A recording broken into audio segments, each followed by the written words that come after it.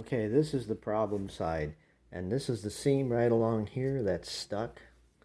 Okay, and this piece goes all the way to the back, and there's only like 2 fingers distance between the harp and the back piece, and this is the piece that's actually loose. This piece is like this thick, and it runs all the way across here, and as you can see, it kind of broke free here.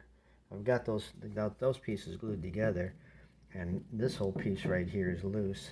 I've labeled it because there's pieces that fit on top of it, and I figured if I was going to take this apart, I didn't want them to all fall apart and me losing them.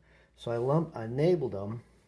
Back here, it still seems to be glued pretty good, although this, hello, there we go.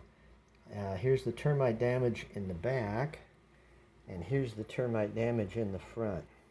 Okay, now you can see down the edge view here, this whole piece right here that goes over the keyboard, there were screws underneath here. I can't even see with my fingers. There were screws underneath that I took out, 2 great big huge screws, and there were 4 screws holding the side panel on, and you can see that the holes are there, and I took those out. Well, that means that this piece right here should come off, but it's not budging. But yeah, and the other side, the same thing is not off, and it's not budging.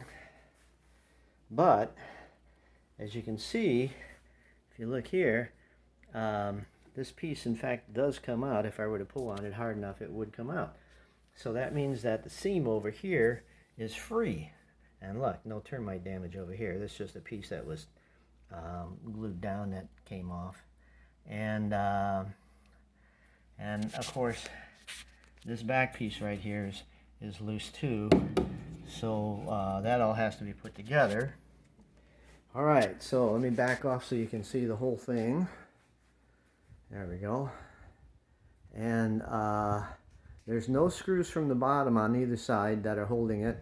There's nothing that's really holding it in place, other than, like what I said, is that the glue that's might be along the edge over here, like you pointed out, and I don't have to cut out.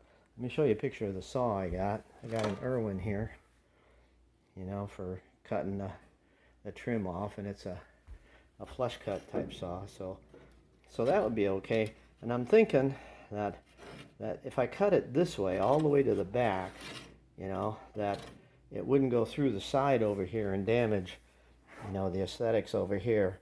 But, you know, if it has to be, it has to be.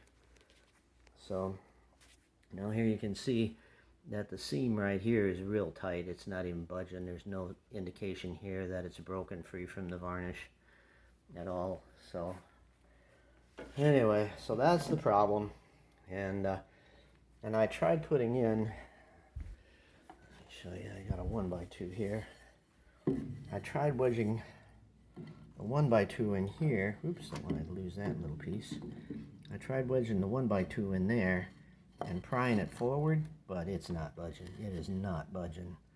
But that's the place that we would have to do it, and that's about the amount of clearance that we got. Is about the size of a 1x2.